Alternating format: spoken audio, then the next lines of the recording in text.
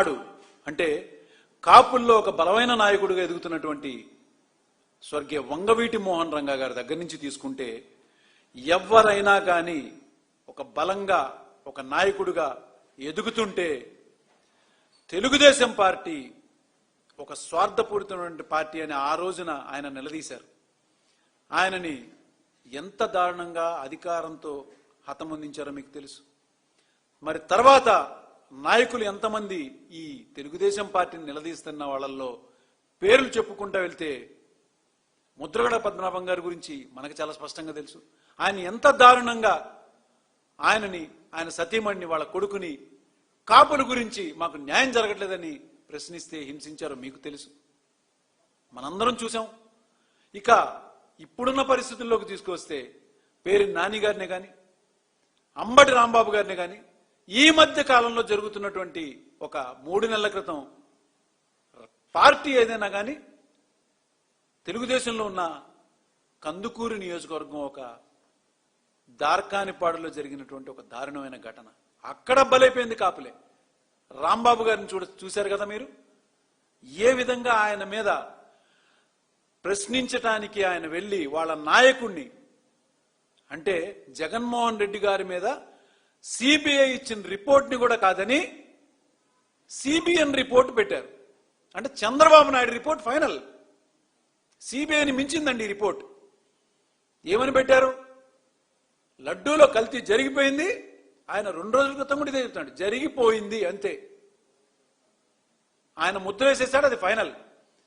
Central investigation వాళ్ళు ఇచ్చినా దీని మీద మాట్లాడొద్దు, ఇది చాలా కొన్ని కోట్ల మంది మనోభావాలు దెబ్బతింటాయి అని చెప్పినా కూడా ఆయన బేఖాతరు చేసి మరి ఆయన పద్ధతిలోనే ఆయన వెళ్తున్నారు. దానికి మా నాయకుడిని ఇట్లా మీరు అవమానిస్తున్నారు అని చెప్పని ఆ బ్యానర్ కట్టి కూడల్లో పెట్టిన దాన్ని ప్రశ్నించడానికి వెళ్తున్నటువంటి రాంబాబు గారి మీదకి, అంబటి రాంబాబు గారి మీదకి ఎంత దారుణంగా కర్రలు పట్టుకుని ముందుగానే ప్రీ ప్లాన్డ్ గానే కొడటానికి పోలీసుల యొక్క అండదండలతోనే అక్కడ ఎంతమంది ఉన్నారో మాటల్లో మేము చెప్పలేం. మీకు ఒక్కసారి నేను చూపిస్తాను, ఆ విజువల్స్ చూడండి. చాలా చాలా ఇంపార్టెంట్. ఏం జరిగింది అనేది వాస్తవాలు తెలుసుకోవాలి.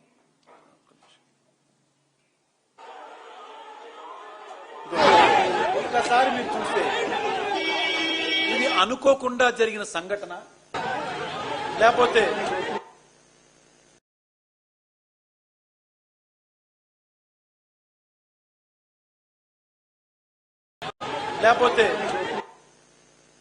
ఇది అనుకోకుండా జరిగిన సంఘటన లేకపోతే ఇన్ని వందల మంది ముందుగా మాట్లాడుకుని వచ్చిందైతే కాదా మనం ఒకసారి చూస్తే కూడా చాలా స్పష్టంగా తెలుస్తుంది.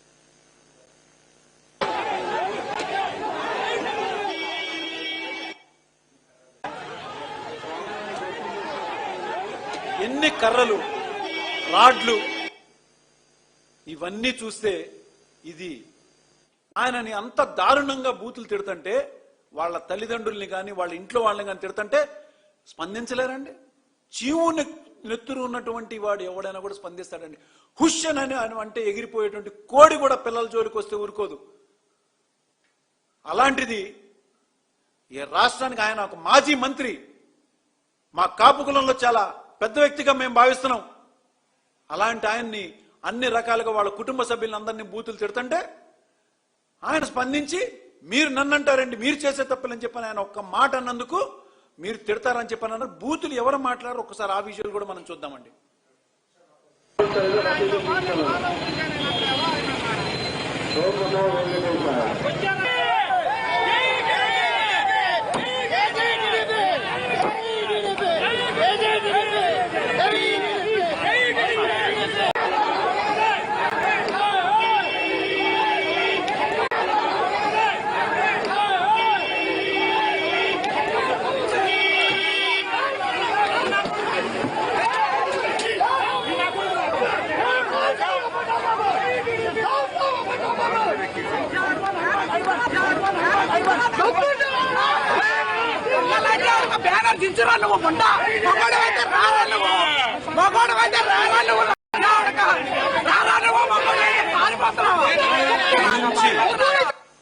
దయించి ఆ పదాలు ఒక మాతృమూర్తి స్థానంలో ఆ వయసులో ఉన్నటువంటి ఆవిడ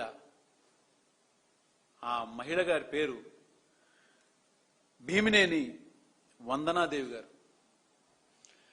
ఆవిడికి ఇచ్చినటువంటి పట్టాభిషేకం ఏంటిదో తెలుసా అండి? ఆ బూతులు తిట్టినందుకు ఆ పార్టీలో ఎక్కడైతే మనకి జ్ఞానం పెంచుకోవడానికి పుస్తకాలు దొరుకుతాయో గ్రంథాలయం, ఆ యొక్క గ్రంథాలయం యొక్క చైర్మన్ ఆవిడ.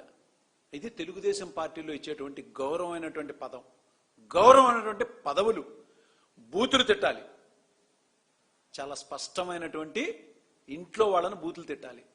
నేను రాంబాబు గారు వాళ్ళ కుటుంబ సభ్యులు నేను మాట్లాడానండి. బూతులు తిట్టారంట కదండి, ఇట్లా రాంబాబు గారు కూడా స్పందించారంట కదా, మరి ఆయన కూడా తిట్టారంట కంటే ఎన్ని రకాలుగా మమ్మల్ని దూషించారో ఇంటి దగ్గరకు వచ్చి మాట్లాడారో వాళ్ళు మాటల్లో చెప్పుకోలేకపోతున్నారు. ఇంత అరాచకం అవసరమా? ఎందుకు ఇంత మా మీద ఇంత కక్ష మీకు? ఆనాటి నుంచి ఈనాటి వరకు కూడా రాజకీయ ఎదుగుదలలో అడుగడుగునా మమ్మల్ని తొక్కడానికి ఎందుకు ప్రయత్నం చేస్తున్నారు? ఇక బూతుల విషయానికి వద్దామండి. బూతుల పురాణం అసలు ఎక్కడ మొదలైంది, ఎవరి దగ్గర మొదలైంది? తెలుగుదేశం పార్టీకి పుట్టినిల్లే ఈ రాజకీయాల్లో బూతుల పురాణానికి నాంది పలికింది. అది ఎమ్మెల్యేనే కానీ, ఒక మంత్రే కానీ, అనిత గారిని తీసుకోండి, అచ్చెన్నాయుడు గారిని తీసుకోండి, ఎవరిని కానీ, అర్జునుడి గారిని తీసుకోండి. అర్జునుడి గారు అయితే మరీ దారుణం. జగన్మోహన్ రెడ్డి గారి పిల్లల గురించి, డిఎన్ఏ గురించి మాట్లాడారు ఆయన. ఏం మాట్లాడుతున్నారండి వీళ్ళు? ఇది వీళ్ళ స్థాయి కింద వరకు అని అనుకుంటే వీళ్ళ యొక్క అధినాయకులు ఏం మాట్లాడారండి? చంద్రబాబు నాయుడు గారు తక్కువ మాట్లాడారా? అమ్మ మొగుడా, నాయనమ్మ మొగుడా, ఇవి గౌరవమైన పదాలా? ఆయన వయసుకి మాట్లాడాల్సింది. వాళ్ళ కొడుకేమో ఏడాడు సైకో జగన్ గాడు అంటాడా? ఇక మరి కూటమిలో ఉన్నటువంటి ఇంకొక గొప్ప నాయకుడి గురించి బూతుల పురాణాల గురించి వీళ్ళు ఈయన తిట్టారంటున్నారా? తిట్టకపోయినా కూడా తిట్టారని చెప్పి కక్ష కట్టి ఒక గొంతుకని బలంగా వినిపిస్తున్నటువంటి ఒక గొంతుక, వైఎస్ఆర్ కాంగ్రెస్ పార్టీ తరపునటువంటి బలమైన కాపు సామాజిక వర్గాన్ని అణగతొక్కి నాటి నుంచి నేటి వరకు రాజకీయంగా మాకు ఎదుగుదల లేకుండా చేయాలని చేస్తున్నటువంటి ప్రయత్నానికి మాత్రం ఇవాళ మేము చరమగీతం పాడడానికి తప్పనిసరిగా మేమందరం ఏకమవుతున్నాం. గుర్తుంచుకోండి. మీడియా ముఖంగా నేను ఈ విషయాన్ని చాలా స్పష్టంగా తెలియజేస్తున్నాను. బూతుల పురాణాలు మొదలుపెట్టింది మీరు, అడ్డగోలుగా తిట్టింది మీరు. ఇవాళ కూటమిలో ఉన్నటువంటి కాపులకైనా కూడా న్యాయం జరుగుతుందా? ఎంతమంది సూసైడ్ వీడియోస్ అంటారు చూసారండి? సూసైడ్ వీడియోస్ లాగా సెల్ఫీ వీడియోలు చాలా మంది పెడుతున్నారు. మాకు సరైన గుర్తింపు లేదు ఈ పార్టీలో. మమ్మల్ని అవమానిస్తున్నారు, మమ్మల్ని కొడుతున్నారు. అంటే ఆ కూటమిలో ఉన్నటువంటి అధినాయకుడు ఏమంటున్నారంటే ఇంకా 15 ఏళ్ళు మీరు భరించాలి. ఏ కాపులకైతే నేను న్యాయం చేస్తానని తీసుకెళ్లి కూటమిలో కలిపాడు ఆయన అనే పదం ఏంటి తెలుసా? ఇంకా 15 ఏళ్ళు మీరు భరించాలి. లేదండి, చాలా మంది నేను ప్రజల్లోకి వెళ్ళినప్పుడు స్పందించి వాళ్ళు మాట్లాడుతున్నటువంటి విషయాలు నాకు చాలా మంది చెప్పుకోలేక బాధపడుతున్నారు. చాలా పెద్ద తప్పటడుగు వేసేసాము అని చెప్పని, నాయకత్వ లోపం ఉందని చెప్పని గబాల్ని మేము ఈయనని నాయకుడిగా ఒప్పుకున్నందుకు మమ్మల్ని తీసుకెళ్లి వాళ్ళ గుమ్మాల దగ్గర కాపలా కాయించి వాళ్ళతో తిట్టించింది కాకుండా బూతులతో వాళ్ళు అవసరమైతే కాల్తో తంతున్నారు. లేదా ఎవడ్రా మీ దిక్కున్న నాయకుడు చెప్పుకోండి అంటున్నారు. ఎస్, మాకు గౌరవం ఎక్కడుందో, కాపు బిడ్డలుగా మేము అక్కడికి వెళ్తాం. జగన్మోహన్ రెడ్డి గారు మాకు ఇవ్వాల్సినటువంటి పదవులే కానీ గౌరవమే కానీ వాళ్ళ తండ్రి గారి దగ్గర నుంచి రంగా గారికి, రాజశేఖర రెడ్డి గారికి ఉన్న అనుబంధం దగ్గర నుంచి చూసినా కూడా ఇవాల్టి వరకు మాకు ఆ కుటుంబంతో ఉన్నటువంటి ఒక గొప్ప అవినాభావ సంబంధం, ఆ గౌరవం ఇవాల్టికి దక్కుతుంది. కానీ ఆ రోజు నుంచి ఈ రోజు వరకు కూడా మీరు చూస్తే తెలుగుదేశం పార్టీ అనేది కేవలం కాపుల్ని ఓట్లు వేయించుకున్న తర్వాత మీతో మాకేంట్రా అని చెప్పని ఏరు దాటగానే తెప్ప తగిలేసేటువంటి పద్ధతి. బూతుల పురాణాల గురించి వీళ్ళు చెప్తున్నారు. ఇక ఆయన సంస్కారం గురించి మీ అందరికీ తెలియంది ఏముంది?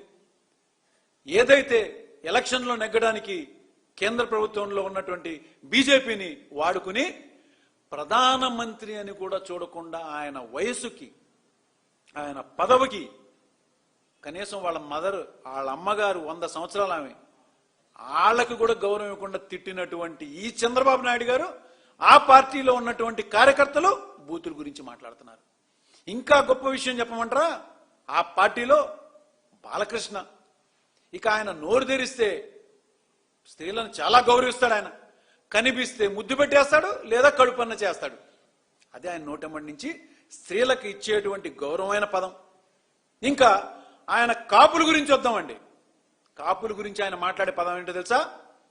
అలగా జనాలు ఎంతో మంది పార్టీలు పెడతారు, చివరాఖరికి మా దగ్గరికి వస్తారు, కాళ్ళ దగ్గరికి అని అన్నారు. ఇప్పటికైనా మారాలి కాపులు. ఇంకా సిగ్గులే పడాల్సిన విషయం ఏంటిదంటే, అసెంబ్లీ సాక్షిగా చిరంజీవి గారిని కూడా అవమానించాడు. ఆ రోజున పవన్ కళ్యాణ్ గారు స్పందించలేదు. వాడు చెప్తే అక్కడ అయ్యిందేం లేదు అని చెప్పని తీసిపడేశాడు ఆయన.